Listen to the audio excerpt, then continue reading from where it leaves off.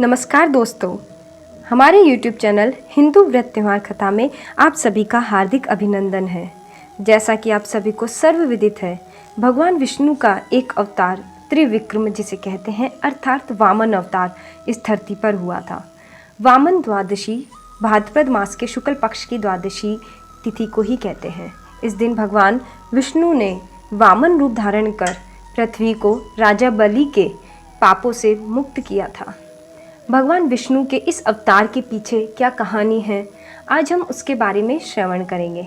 पर उसके पहले आप सभी से विनम्र अनुरोध है कि अगर हमारे YouTube चैनल पर डली हुई व्रत त्यौहार संबंधित जानकारी आपको अच्छी लगती है तो हमारे इस चैनल को सब्सक्राइब करें, हमारे द्वारा डाले गए वीडियोस को आप लाइक करें, अपने परिवारजनों और मित्रगणों में से ज़्यादा शेयर करें तथा अपने सुझावों को कमेंट बॉक्स में कमेंट करके हम तक जरूर पहुंचाएं। तो चलिए आज हम जानते हैं भविष्य पुराण के अंतर्गत वर्णित भगवान विष्णु के वामन अवतार की व्रत कथा तथा उसकी व्रत की विधि। भगवान श्री कृष्ण ने कहा, युधिष्ठिर, भाद्रपद मास की शुक्ल पक्ष की द्वादशी तिथि यदि श्रवण नक्षत्र से युक्त हो तो उसे विजया तिथि कहते हैं। वह भक्तों को विजय प्रदान कराने वाली होती है। एक बार दैत्यराज बलि से पराजित होकर सभी देवता भगवान विष्णु के शरण में पहुंचे और कहने लगे, प्रभु, सभी देवताओं के एकमात्र आश्रय आप ही हैं। आप महान कष्ट से हमारा उद्धार कीजिए, इस दैत्य बलि का आप विनाश कीजिए।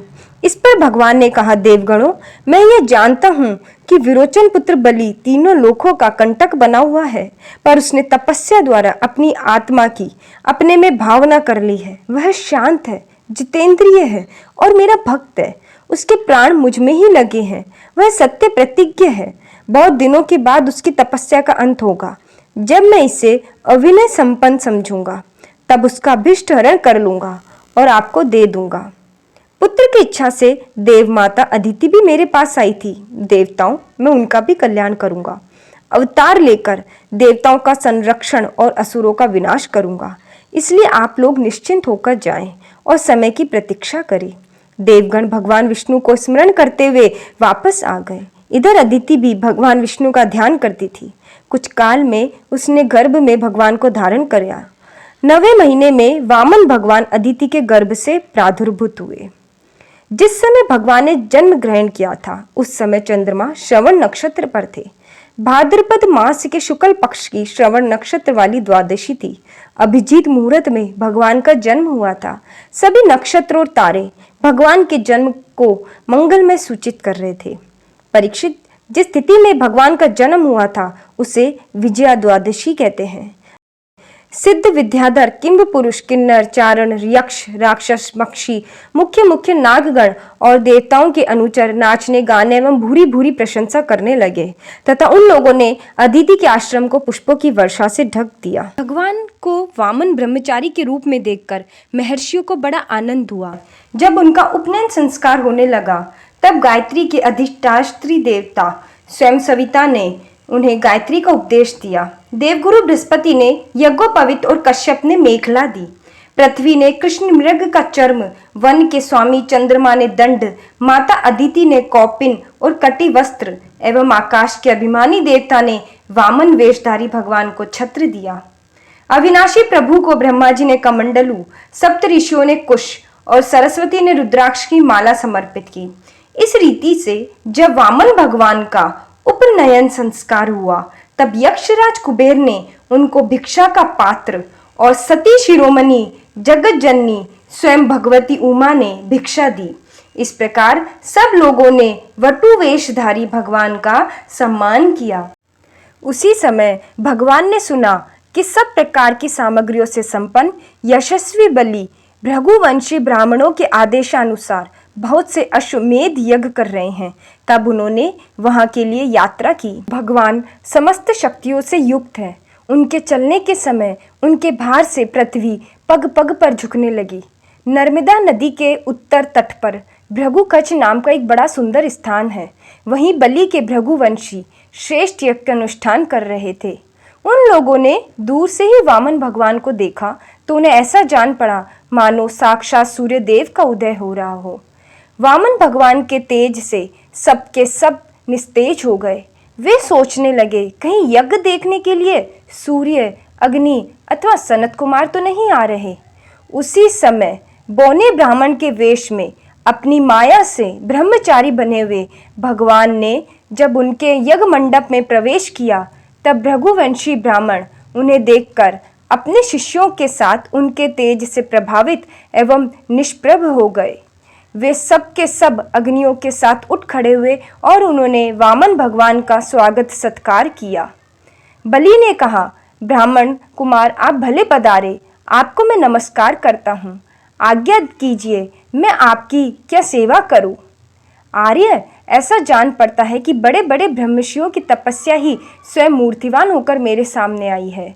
आज आप मेरे घर पधारे हैं, इससे मेरे पितर तृप्त हो गए। आज मेरा वंश पवित्र हो गया। आज मेरा यह यज्ञ सफल हो गया। परम पूज्य ब्रह्मचारी जी, आप जो चाहते हैं वह सब आप मुझसे मांग लीजिए, अवश्य ही वह सब मैं आपको प्रदान करूंगा। राजा बलि के यह वचन धर्म भाव से भरे और बड़े मधुर थे।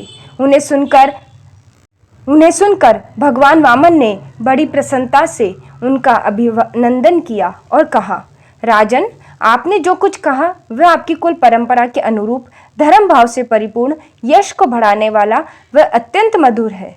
क्यों न हो, पर लोक हितकारी धर्म के संदर्भ में आप भृगुपुत्र शुक्राचार्य को परम प्रमाण जो मानते हैं। दैत्येंद्र, आप मुंह मांगी वस्तु देने वालों में श्रेष्ठ हैं। इसी से मैं आपसे थोड़ी सी पृथ्वी केवल अपने पैरों से 3 डग मांगता हूँ। माना कि आप सारे जगत के स्वामी और बड़े उदार हैं, फिर भी मैं आपसे इससे अधिक नहीं चाहता। विद्वान पुरुष को केवल अपनी आवश्यकता के अनुसार ही दान स्वीकार करना चाहिए, इससे वह प्रतिग्रहजन्य पाप से बच जाता है। राजा बलि ने कहा, प्रभु, आपकी जितनी इच्छा हो उतनी ही ले लो। यूं कहकर वामन भगवान को 3 पग पृथ्वी का संकल्प करने के लिए उन्होंने जलपात्र उठाया। शुक्राचार्य सब कुछ जानते थे, उनसे भगवान की लीला भी छिपी नहीं थी। उन्होंने राजा बलि को पृथ्वी देने के लिए तैयार देखकर उन्हें बहुत समझाया कि ये स्वयं अविनाशी भगवान विष्णु हैं। परंतु शुक्राचार्य के बहुत समझाने पर भी राजा बलि अपने प्रतिज्ञा पे अड़े रहे। राजा बलि ने कहा, मैं प्रहलाद जी का पोत हूँ और एक बार देने की प्रतिज्ञा कर चुका हूँ, अतः मैं धन के लोभ के ठग से इस ब्राह्मण को तुम्हें नहीं दूंगा, ऐसा मैं नहीं कह सकता। तब शुक्राचार्य जी ने देखा कि मेरा यह शिष्य गुरु के प्रति अश्रद्धालु है तथा मेरी आज्ञा का उल्लंघन कर रहा है। तब उन्होंने राजा बलि को श्राप दे दिया कि तू मेरी उपेक्षा करके गर्व कर रहा है, तूने मेरी आज्ञा का उल्लंघन किया है, इसलिए शीघ्र ही तू अपनी लक्ष्मी खो बैठेगा। राजा बलि बड़े महात्मा थे, अपने गुरुदेव के श्राप देने पर भी वे सत्य से नहीं डिगे। उन्होंने वामन भगवान की विधि पूर्वक पूजा की और हाथ में जल लेकर 3 पग भूमि का संकल्प कर दिया। उसी समय आकाश में स्थित देवता, गंधर्व, विद्याधर, सिद्धचारण सभी लोग राजा बलि के इस अलौकिक कार्य तथा सरलता की प्रशंसा करते हुए बड़े आनंद से उनके ऊपर दिव्य पुष्पों की वर्षा करने लगे। इसी समय एक बड़ी अद्भुत घटना घट गई। अनंत भगवान का वह त्रिगुणात्मक वामन रूप बढ़ने लगा। उन्होंने अपने एक पग से बलि की सारी पृथ्वी नाप ली, शरीर से आकाश और भुजाओं से दिशाएं घेर ली। दूसरे पग से उन्होंने स्वर्ग को भी नाप लिया।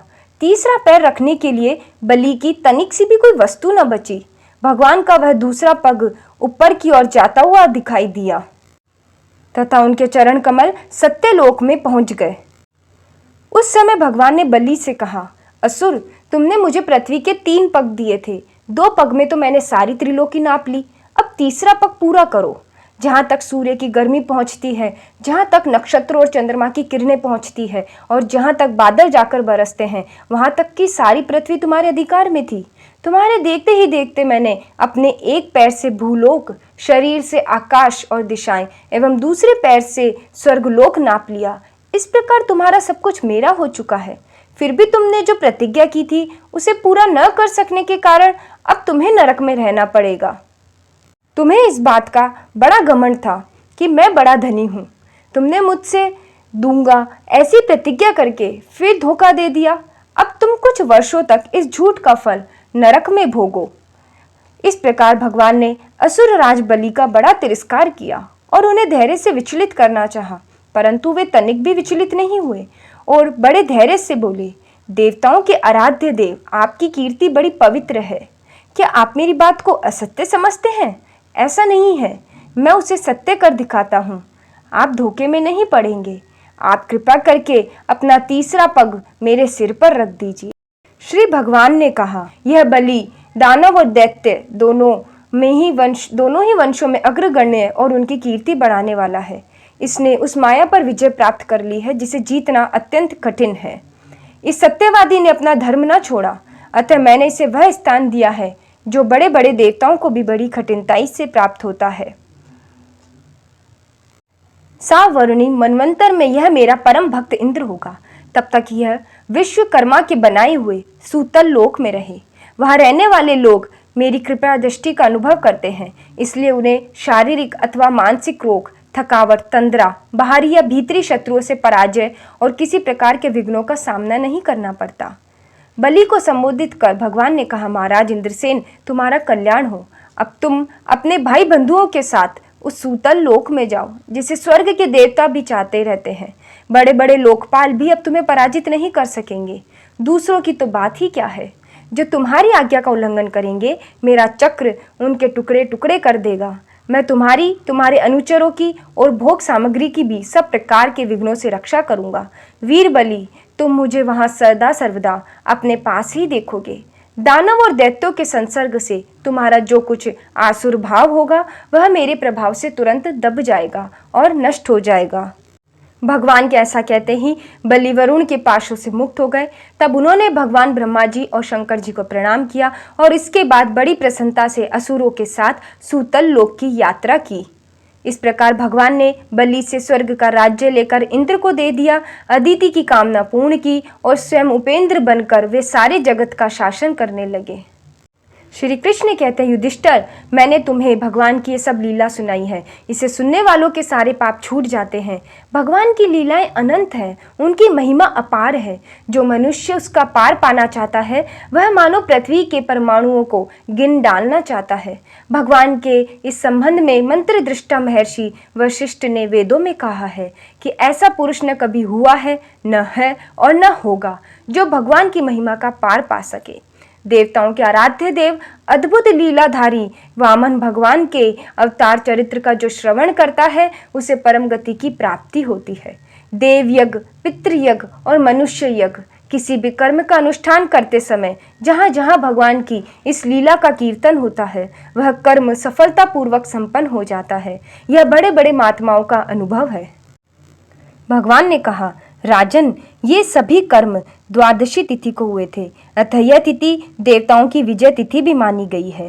एकादशी के दिन उपवास रखकर रात्रि में जागरण कर द्वादशी तिथि को भगवान वामन की प्रतिमा बनाकर पूजा करनी चाहिए। प्रतिमा के समीप ही कुंडिका, छत्र, चरण पादुका, यष्टि, यज्ञोपवीत, कमंडलू तथा मृग चर्म आदि स्थापित करने चाहिए। अनंतर विधिवत उनकी पूजा करनी चाहिए। गीत वाद्य स्तुति के द्वारा जागरण करे। प्रातःकाल उस प्रतिमा की पूजा कर मंत्र पूर्वक उसे ब्राह्मण को निवेदित कर दे। ब्राह्मणों को भोजन कराकर स्वयं भी मौन होकर भोजन करे। इस व्रत के करने से व्रती का एक मनवंतर पर्यंत विष्णु लोक में प्रवास होता है। तदंतर वह इस लोक में आकर चक्रवर्ती दानी राजा होता है। इस प्रकार आज आपने श्रीमद् भागवत पुराण और भविष्य पुराण के अंतर्गत वर्णित वामन भगवान के अवतरण की कथा का श्रवण किया। अगर आप सभी को हमारे द्वारा कही गई यह कथा अच्छी लगी है तो आप हमारे इस वीडियो को लाइक कीजिए और अपने परिवारजनों और मित्रगणों में इस कथा को शेयर कीजिए ताकि वह भी इस कथा का श्रवण करे और अपने दुखों से मुक्ति पा सके। हमारे इस चैनल को सब्सक्राइब कीजिए। जय श्री राम, जय श्री कृष्णा।